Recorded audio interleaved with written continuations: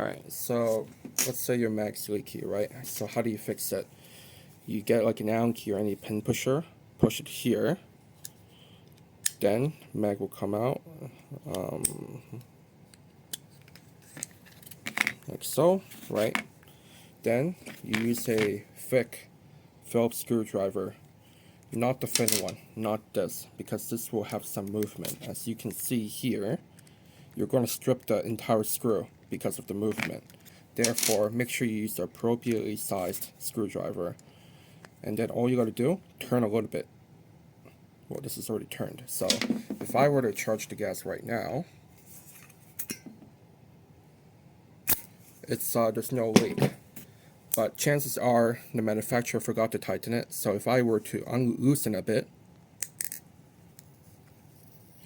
you can hear a little bit noise. So that's no good. So obviously just turn a little bit until you feel it's tight, right? Or until like it's like finger tight. In this case, you can't hear it anymore. That's how it works.